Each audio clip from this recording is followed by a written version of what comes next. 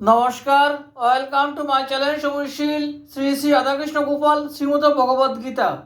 আজ 20 ফেব্রুয়ারি 2026। আমি শ্রী অমিয় নিমাই চরিত প্রথম অধ্যায়ের নিমাই কথা কহিবে না এর কিছু অংশ পাঠ করছি 85 পৃষ্ঠার।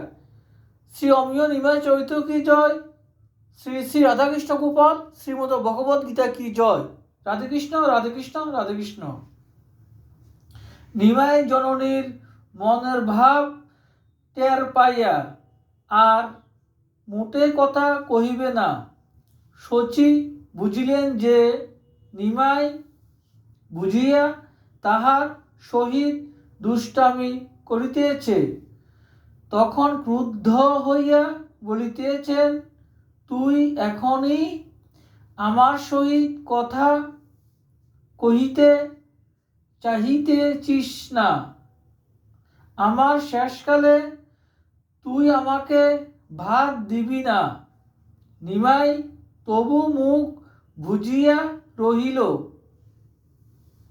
তখন শচী বলিতেছেন, তুই আমার সহিত কথা বলিস না, আমি মরে যাব, আর তুই পথে পথে মা মা করিয়া কান্দিয়া বেড়াইবি। নিমাই তবু মুখ বুজিয়া রহিল। তখন শচী ক্রোধ করিয়া হাতে ষাট লইয়া পুত্রকে মারিতে উদ্যত হইলেন। ও নিমাই দৌড় মারিল। এই ঘটনা বলরাম দাস এরূপ বর্ণনা করিয়াছেন। মধুর বচন নিমাই বদনে স্বাদ নাহি মিটে বারে বারে শুনে।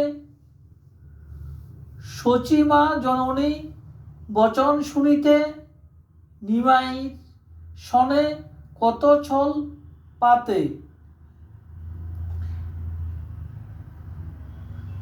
দূরত নিমাই জানিতে পারিয়া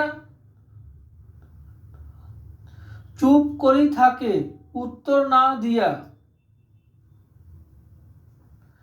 মুখ বুজে